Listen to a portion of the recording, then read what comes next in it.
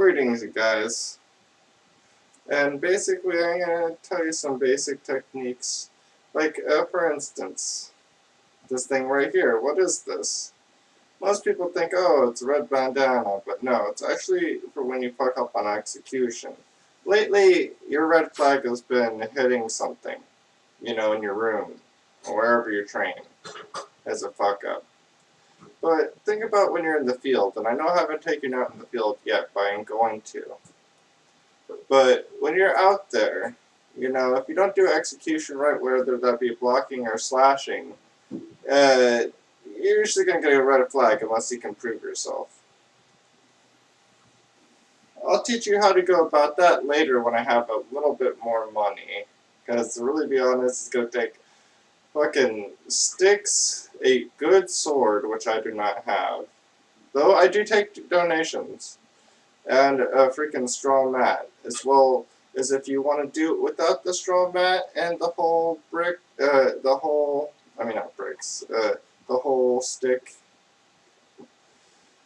You can skip that by just breaking bricks. If you get really good, we can do it with the small stick. I have not done it in a while, but I used to be able to do it. Though I do know the method to get to that point, though, so maybe I could get good together with you guys at that again. Who knows? That might be a story for another episode. But nonetheless, for me, like I can already tell when I fuck up on execution, when I mess up on something in this room. There's very little room for success in this room. If I don't use the sword the proper way, I'll know it because I'll hit something in here. And I try not to hit something in here because I do not want to get kicked out. Luckily, I'm very good about not doing that, so. Especially when I'm blindfolded. I think I should get kudos for that. Nonetheless, little thing I'll teach you is another new blocking stance. I bet you're familiar with seeing a lot of samurais use this whole batter stance thing. But really, it's best used like this. See how I'm holding it? This is so you can block somebody coming in, get away, and bring it down on them. As well as block and bring it down. Get up, position, and bring it down. Same thing with this side, and bring it down. It's really just a defensive stance, but it can really get you in a position of switching it up pretty easily. Also, I can't do a sideways stance with the sword in here because it's not enough open range, but I will teach you that stance. That's a little bit of horse stance for the way you put your feet, though. It's not like you can do it any positioning.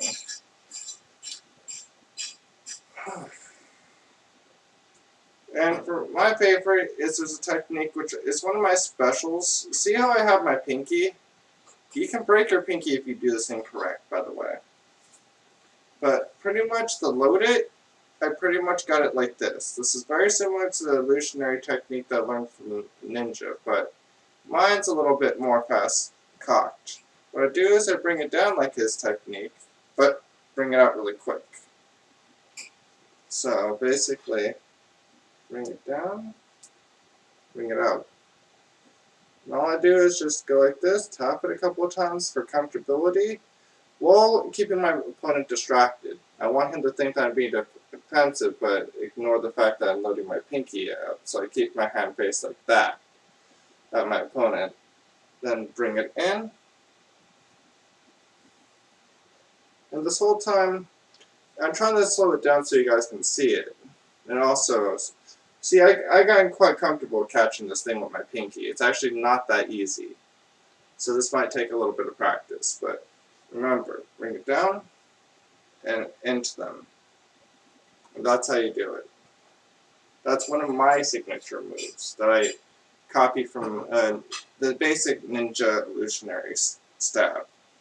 Mine's a little bit more simple. But that's from days of practice. Nonetheless, Another thing that I've been practicing a lot lately, and I want to teach you, is sit-down training. Now, I do this a lot in my computer chair, so I'm going to show you there first.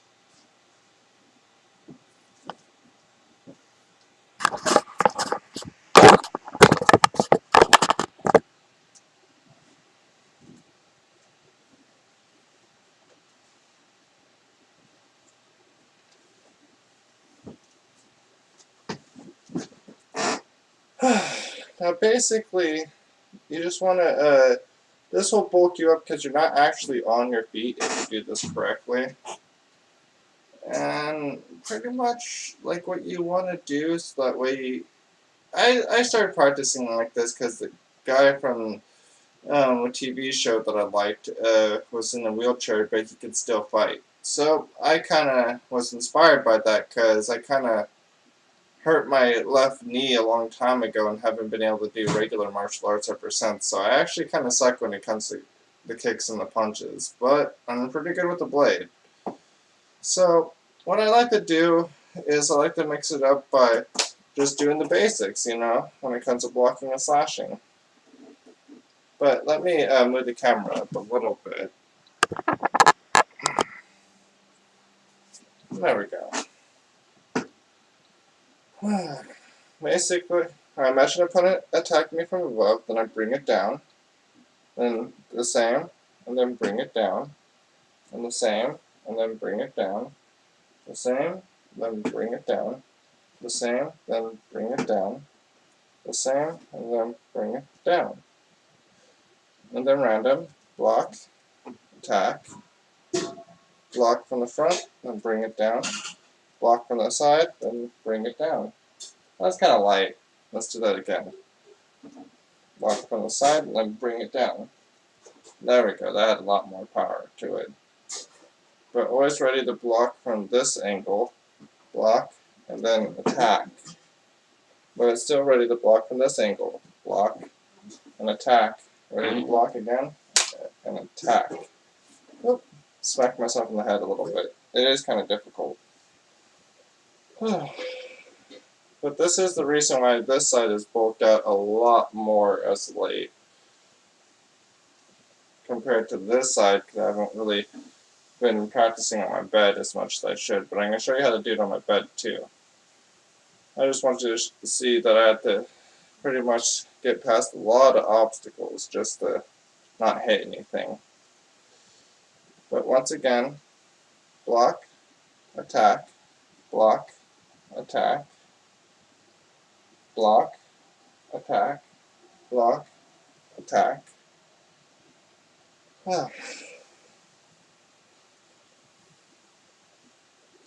And this is something I've been doing recently. Like I said in another video, I wouldn't recommend this until you master the techniques with Sing first. But yeah, here, let me fix the camera.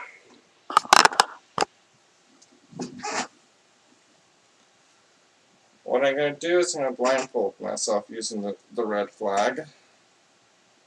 And I'm going to use slow motion training to practice through this, because one thing I'm going to teach you is how to go for obstacles. And the next thing I'm going to do in the slow motion training is practice with my left hand with the forward hand, because I'm going to show you something that's stupid. Here's a Pantera Claw. I basically use this pretty much fluently with this side. One second.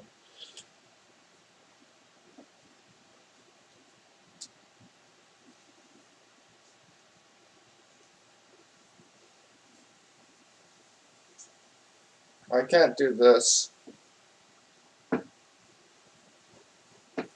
with this hand, even though I'm not in a good seat to do this.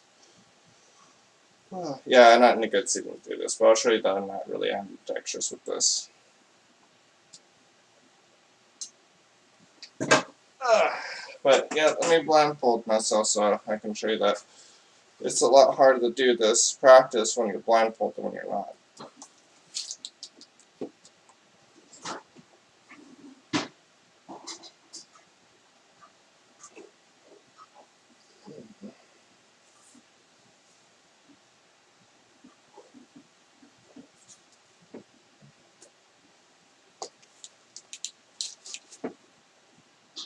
Okay, now I can't see. Good, that's a new sword.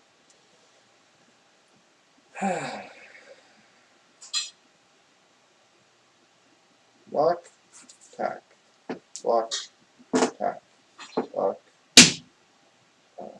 attack,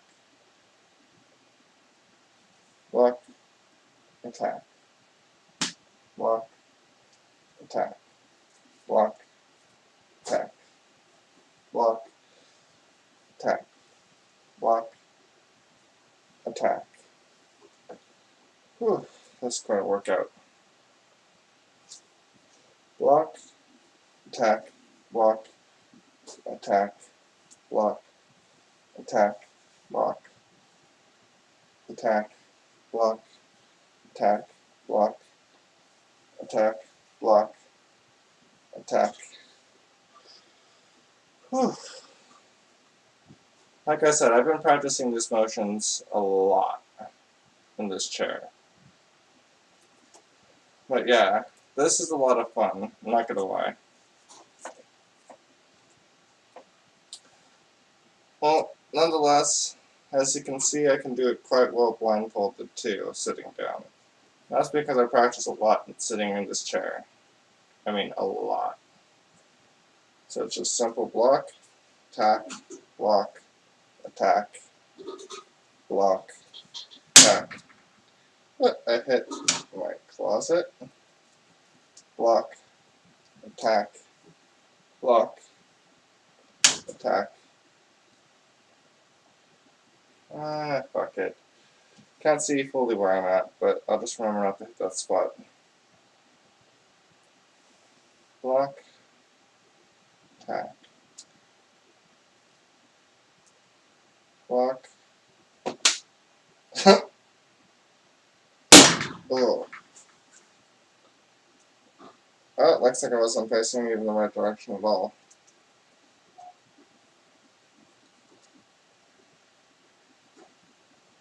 Block, attack, block, attack, block, attack, block, attack. That's better.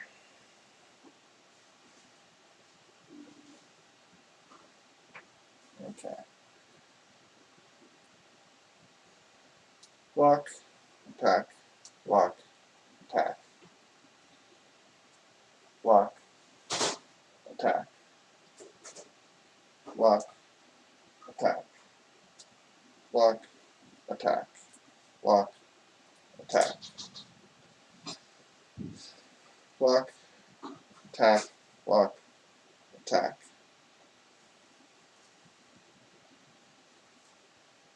And pretty much this is how I do it.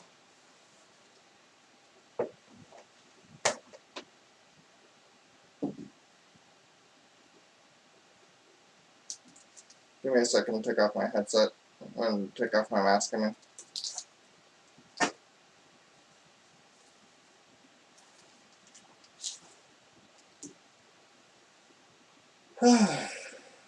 But next part of the thing, I'm going to show you how to do slow motion training a little bit more properly. I should have showed you this last episode, but I'm not perfect. Actually, I know exactly where I want to place this camera. Give me a second.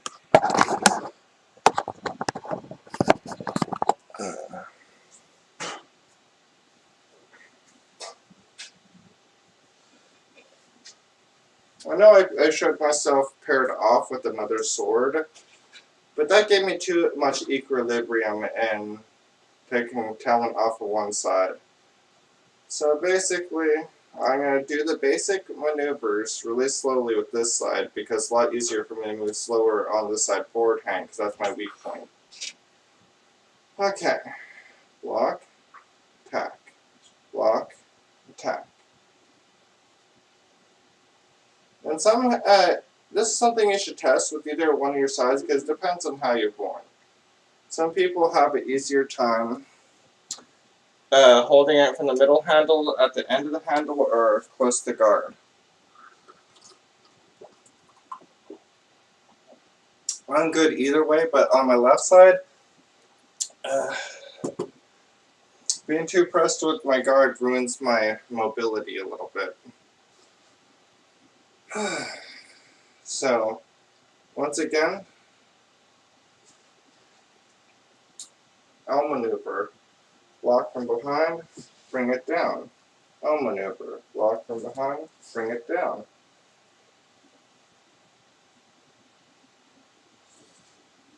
Once again, block from behind. I fucked up. Bring it down. Game over, man. Okay. Block from behind, bring it down. And there's never no shame sidestepping backwards if you want to get better momentum. It depends on how you can juggle this bad boy. For me, it's a lot lighter than it will be for you guys, I bet, so. Like, my left hand is like the equivalence of what you guys must be experiencing for people just starting, because I don't do so well on my left side. So, for you guys, block, tack. Block, tack. And remember, slow motion never hurts, that way you don't hit the ceiling. Okay, so we're going to practice these maneuvers slowly. Block, tack. Block, tack.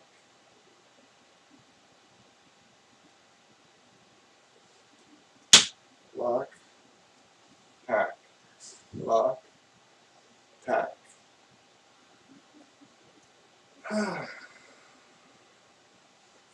Because my forehand is not exactly the greatest. Like, to give you equivalence of the difference between these hands for fighting, this is like, this hand is my guiding hand. This hand's my leading hand. Or, so you know what I mean? When you lead, your attack is basically going off of this hand. What guides it is it makes it go any direction you want, is the guider hand. Guider hand is really useful for helping the leader hand. Now, you can do it either way, but as you can see, my lefty is a terrible lead. So, I need to start practicing with it, so we're going to practice together. Hey, what not? Why not? But yeah, and this will get you good too, because practicing with your uncomfortable, hand, or pretty much your guiding hand can be tricky, but it's actually good practice, and I should have done this a long time ago, so I don't have to do it now. But it has some benefits. Damn it.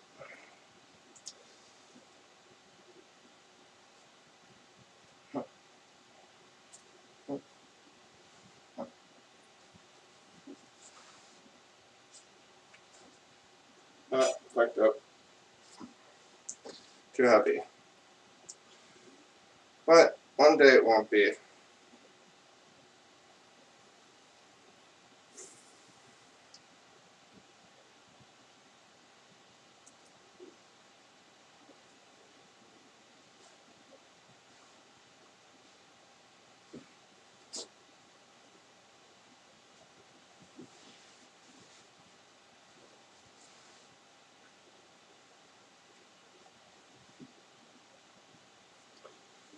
Now let's see if I can do my signature move that I stole off Ninjutsu. Barely. I almost clipped my other laptop. But nonetheless, I practice reverse hand pretty decently. This used to be one of my lead blocking hands, which is understandable because, like I said, it's a guiding hand, so it's block, block, back. I'm pretty much ambidextrous for reverse hand. It doesn't matter because I practice that way, and it took a lot of practice to get like that. So it's like block, tack, block, tack.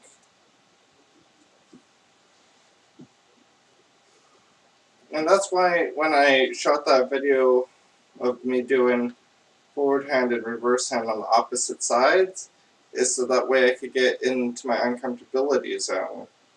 And that's pretty much how I go about it. Like, another thing that you must know about leverage is it's important, but I'm going to teach you the granddaddy of leverage weapons, the sai. You're probably going, Alex, these are not swords. And I go, you're correct. But these taught me some sword fighting techniques just using these. And these are the just generic training style sais and nothing special, kids. Don't think these are actual weapons.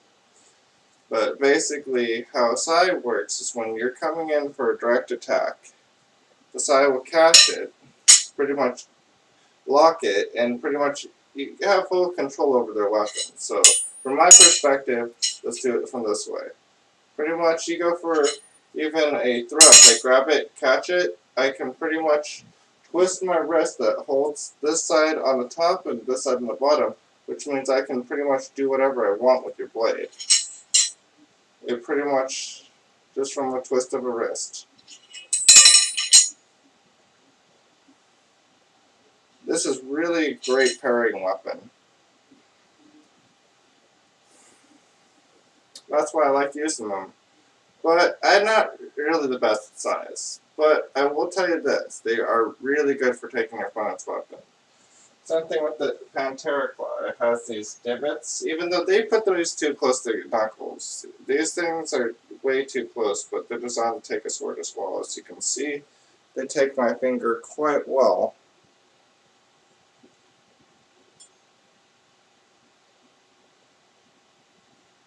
And they fit right in those divots. And I have full control over my finger, and I can't get it out.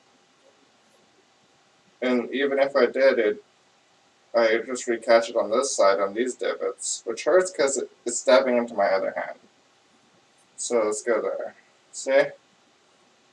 It's caught up in there. And once again, I have full control. These are not practical weapons, though. They're too, like I said, the catches are too close to your knuckles, and there's not any knuckle protection. So if a sword comes in between, it could slice your knuckles, and you're bleeding out. Not going to be able to grip this too much, and then you're going to lose grip and get sloppy. Or worse, you're going to bleed out from your hand before the battle even ends. So don't use a weapon like that. They're purely for show.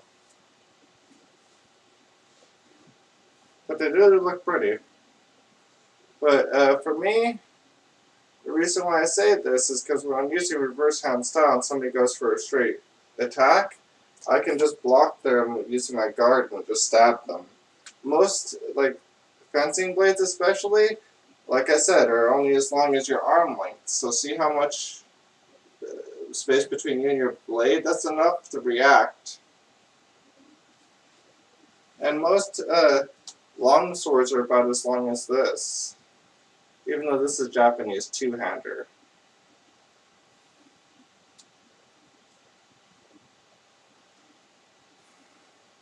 Personally, it's very important, to practice good blade and guard work. Even though some styles say that it's a bad thing to, block beside your blade and your guard, but if they weren't there to be put to use, then they wouldn't be very reliable, would they? Nonetheless, I get that some smiths really sucked back in the day, and they couldn't always give you a good quality blade, so for, maybe the battlefield for the military, that might have been a good conception, but if you're just looking at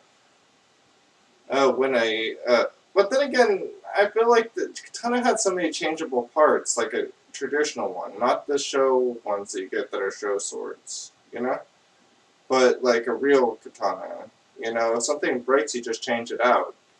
But personally, I just think that, some people, just don't know how to, handle getting good equips. Because I understand that my style works for, doesn't work for something that's like low grade. But if I can constantly take a block with just a piece of rubber holding up this guard and just this, I think I'll be fine when using a metal one, Because this thing has blocked many blows, and it still looks like it's in still new condition. So that's up to you whether you want to believe in that or not. Personally, I like blocking and guarding. That's my whole thing.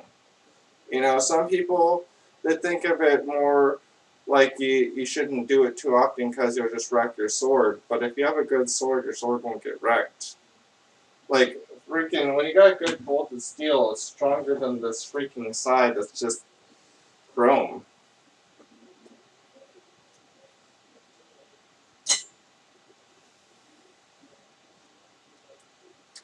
But nonetheless, when it comes down to it, I hope it left you guys with some good insight. And just remember, always put yourself to like a hard difficulties. Never stop pushing yourself hard.